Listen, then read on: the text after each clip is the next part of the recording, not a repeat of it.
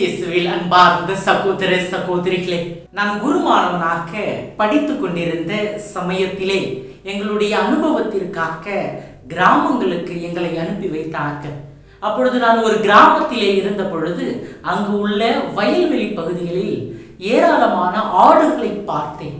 அப்பொழுது நான் அங்கு சென்று அந்த ஆடுகளை மேய்த்து கொண்டிருந்தவரிடம், இவ்வளவு ஆடுகளும் உங்களுடையதா என்று கேட்டேன். அதற்கு அவர் சொன்னார், இதில் ஒரு 100 ஆடுகள் தான் என்னுடையது. அப்பொழுது அங்கிருந்த மற்றொருவரை காட்டி, மற்ற ஆடுகள் எல்லாம் அவருடையதா என்று கேட்டபொழுது, இல்லை இல்லை, அவருக்கும் ஒரு 150-200 ஆடுகள் தான் சொந்தமாக இருக்கும் என்று கேட்டார். இங்கு 500-600 ஆடுகளுக்கு மேலாக இருக்கிறது. அப்ப மற்ற ஆடுகள் எல்லாம் யாருடையது என்று கேட்டபொழுது, இந்த ஆடுகள் எல்லாம் ஒரு 4-5 பேருக்கு சொந்தமானவை, இவை மொத்தமாக இங்கு மேய்கின்றன என்று கூறினார். அப்பொழுது நான் அவரை பார்த்து கேட்டேன், மாலை நேரத்தில் இந்த ஆடுகளை பிரித்து உங்களுடைய வீட்டிற்கு எடுத்து செல்வது உங்களுக்கு கடினமாக இருக்குமே, எப்படி உங்களுடைய ஆடுகளை நீங்கள் கண்டுபிடிப்பீர்கள் என்று சொன்ன பொழுது, அது மிகவும் எளிது என்று அவருடைய கையில் இருந்த அருவாவை கொண்டு அங்கிருந்த அந்த மரக்கிளையை வெட்டி அவருக்கு முன்பாக அந்த கிளையை போட்டுவிட்டு அவருடைய குரலால் ஒரு மெல்லிய ஒலியை அவர் எழுப்பினார். அந்த குரலை கேட்டவுடனே சில ஆடுகள் மட்டும் அவரை சூழ்ந்து கொண்டு அந்த இலையை சாப்பிட தொடங்கின. அப்பொழுது சொன்னார், இவைதான் என்னுடைய ஆடுகள் என்று அவர் குறிப்பிட்டார். அன்பார்ந்தவர்களே, ஆடுகள் ஆயனுடைய குரலை அறிந்திருக்கின்றன, அவற்றிற்கு செவி சாய்க்கின்றன.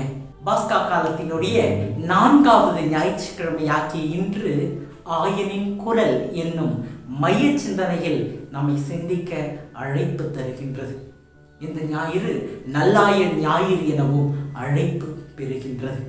அன்பார்களே, இன்றைய நற்செய்தியினுடைய பின்னணியிலே ஒரு ஆயனின் குரல் நமக்கு 3 விதமான அழைப்புகளை தருகிறது. கிறிஸ்தவர்களாகிய நாம் ஒவ்வொருவரும் நல்லாயனாம் இயேசுவினுடைய ஆடுகளாக இருக்கின்றோம். இந்த நாளிலே இந்த ஆயனாம் இயேசுவினுடைய குரலை நாம் அறிந்திருக்க அழைப்பு பெறுகின்றோம்.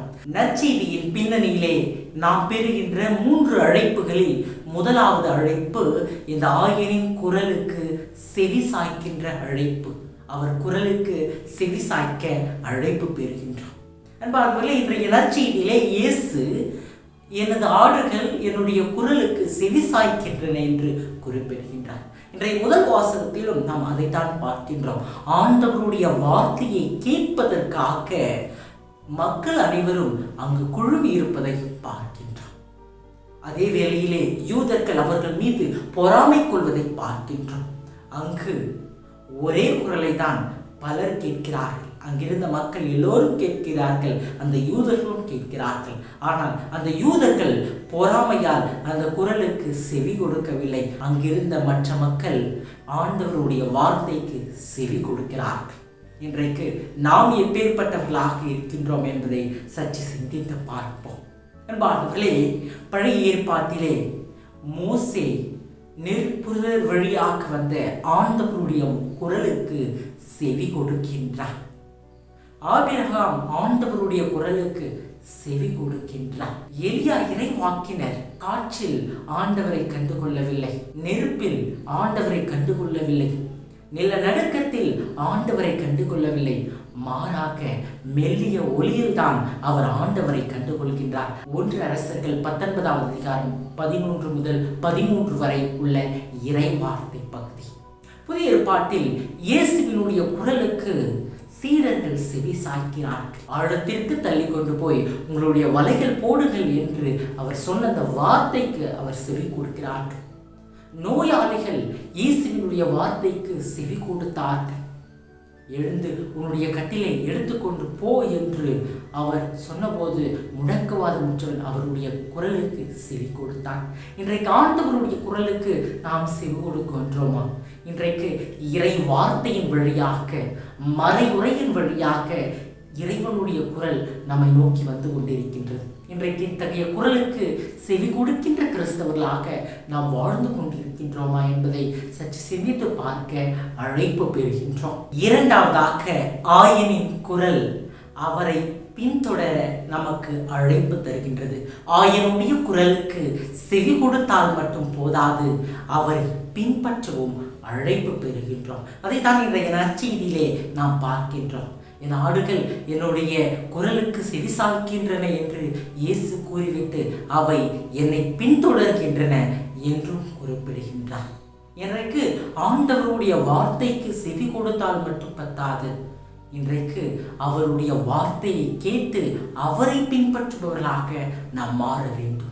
இன்றைய முதல் வாசகத்தில் பவுலும் பர்னபாவும் அவர்களுடைய காலில் இருக்கின்ற தூசியை தட்டிவிட்டு அங்கிருந்து அவர்கள் புறப்பட்டு செல்கிறார். மோசே ஆண்டவருடைய வார்த்தைக்கு செவி கொடுத்து அவர் எகிப்தை நோக்கி செல்லுகின்றார், ஆண்டவரை பின்பற்றுகின்றார்.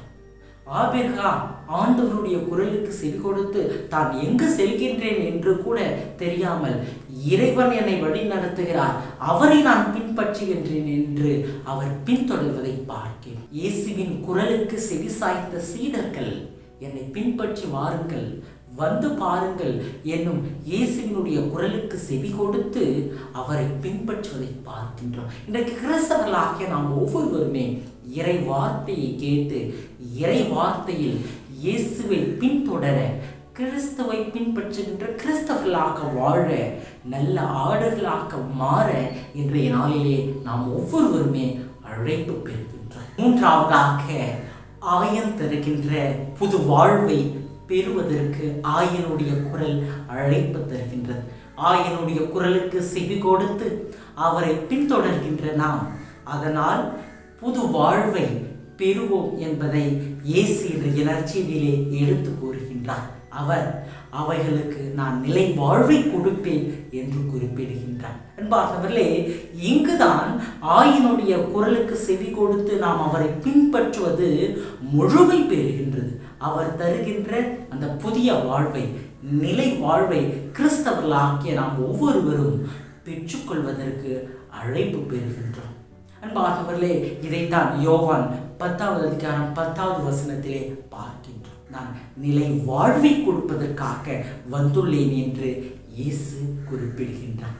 இன்றைக்கு நாம் அவருடைய குரலுக்கு செவி கொடுத்தால் மட்டும் பத்தாது, மாறாக இறைவன் தருகின்ற இந்த புதிய வாழ்வை பெற்றுக்கொள்ள வேண்டும். மோசே, ஆபிரகாம் மற்ற இறைவாக்கினர் எல்லோரும் ஆண்டவருடைய குரலுக்கு செவி கொடுத்து அவரை பின்பற்றியது மட்டுமல்லாது அவர்கள் ஒரு முழுமையான ஒரு புதிய வாழ்வை பெற்றார்கள். அன்னை மரியாள் இதோ ஆண்டவருடைய அடிமை மீது வார்த்தையின்படி எனக்கு ஆகட்டும் என்று அவருடைய குரலுக்கு செவி கொடுத்ததால் தான் இன்றைக்கு இறைவனுடைய தாயாக, நம் அனைவருடைய தாயாக, திரு அவையின் தாயாக திகழ்கின்றார்.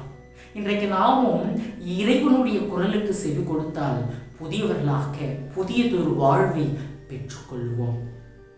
இயேசுவினுடைய சீடர்கள் அவருடைய குரலுக்கு செவி கொடுத்து அவரை பின்பற்றியதால் தான் மனிதர்களை பிடிப்பவர்களாக அவர்கள் மாறினார்கள். அன்பார்ந்தவர்களே, இன்றைக்கு ஆயனுடைய குரலுக்கு செவி சாய்க்கின்ற கிறிஸ்தவர்களாக நாம் இருக்கின்றோம் என்பதை சற்று சிந்தித்து பார்ப்போம். இன்றைக்கு நாம் வாழ்ந்து கொண்டிருக்கின்ற இந்த நவீன உலகத்திலே நாம் எண்ணற்ற குரல்களை கேட்டுக்கொண்டிருக்கின்றோம். இன்றைக்கு பல குரல்கள் நம்மை வாழ வைக்கின்றன, பல குரல்கள் நம்மை சிறிது சிறிதாக துன்பப்படுத்தி சாக்கடித்துக் கொண்டிருக்கின்றன. இன்றைக்கு எத்தகைய குரலுக்கு நாம் செவி சாய்க்கின்றோம் என்பதை சற்று சிந்தித்து பார்ப்போம். அநீதியின் வழிக்கு, தீமையான வழிக்கு, பாவத்தின் வழிக்கு தள்ளுவதற்கு நமக்கு பல குரல்கள் இருக்கின்றன. நேர்மையான நல்ல வழியில் செல்வதற்கும் பல குரல்கள் இருக்கின்றன. எத்தகைய குரலுக்கு நாம் செவி சாய்க்கின்றோம்? அன்பார்ந்தவர்களே, இன்றைக்கு பல தருணங்களிலே அவள் என்னை பற்றி இப்படி பேசுகிறாள், அவன் என்னை பற்றி இப்படி பேசுகின்றான் என்று பலருடைய வார்த்தைகளை கேட்டு அதனால் நாம் கஷ்டப்பட்டு கொண்டிருக்கின்றோம். அன்பார்ந்தவர்களே, இன்றைக்கு நாம் எத்தகைய குரலுக்கு செவி சாய்க்க வேண்டும் என்பதை தீர்மானிப்பவர்களாக நாம் இருக்க வேண்டும். சில குரல்கள் நமக்கு தேவையில்லாத குரல்கள், அவற்றை நாம் தூக்கி எறிந்து விட வேண்டும். அந்த குரலுக்கு நாம் செவி கொடுக்க கூடாது. இன்றைக்கு ஒரு மைதானத்திலே விளையாட்டு வீரர்கள் விளையாடி கொண்டிருக்கிறார்கள் என்றால் அவர்களை சுற்றி பார்வையாளர்கள் பலவிதமான குரல்களை எழுப்பி கொண்டிருப்பார்கள். அவர்கள் ஒருபோதும் அந்த குரல்களுக்கு செவி கொடுக்க கூடாது. அதே மைதானத்திலே மூலையில் நின்று கொண்டு அவர்களுடைய கோச்சாக இருக்கக்கூடிய அந்த பயிற்சியாளர் அவர்களை வழிநடத்துகின்ற வார்த்தைகளை பேசி கொண்டிருப்பார். அந்த குரலுக்கு அவர்கள் செவி கொடுத்தால் மட்டுமே அவர்கள் அந்த போட்டியிலே வெற்றி அடைய முடியும். அன்பார்ந்தவர்களே, நம்முடைய வாழ்க்கையும் ஒரு போட்டி தான். இங்கு நம்மை வாழ வைக்கின்ற வழி நடத்துகின்ற இறைவனின் குரலின் பிரதிநிதியாக பல குரல்கள் இருக்கும்.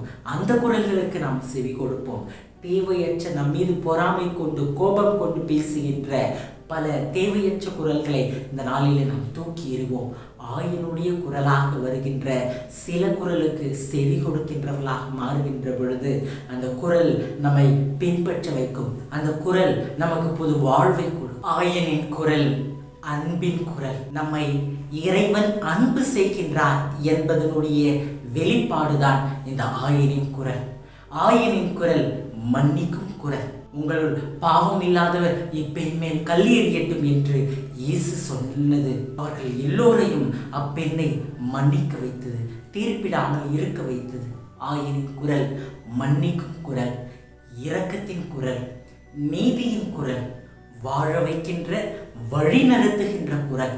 இன்றைக்கு இந்த ஆயனின் குரலுக்கு செவி கொடுக்கின்ற கிறிஸ்தவர்களாக ஆடுகளாக நாம் ஒவ்வொருவருமே வாழ்வதற்கு அழைப்பு பெறுகின்றோம். எனவே பார்த்தவர்களே, கிறிஸ்தவர்கள் என்று சொல்லுகின்ற பொழுது நாம் இயேசுவினுடைய குரலுக்கு செவி சாய்க்கின்றவர்களாக இருக்க வேண்டும். கிறிஸ்தவர்களாக இருக்கின்ற பொழுது ஆயனின் இயேசுவின் குரலை அறிந்து அவரை பின்தொடர்பவர்களாக இருக்க வேண்டும். கிறிஸ்தவர்களாக இருக்கின்ற பொழுது ஆயனின் இயேசுவின் குரலை அறிந்து அவரை பின்தொடர்ந்து அவர் தருகின்ற அந்த வாழ்வை முழுவதுமாக பெற்று வாழுகின்றவர்களாக இன்றைக்கு நாம் மாற வேண்டும். அத்தகைய ஒரு சிறப்பான அழைப்பை இன்றைய நாளிலே நாம் ஒவ்வொருவருமே பெறுகின்றோம். நல்ல ஆயனாம் இயேசுவின் குரலுக்கு செவி சாய்க்கின்ற ஆடுகளாக வாழ்வோம். இறைவன் நம் ஒவ்வொருவரையும் ஆசீர்வதிப்பார்.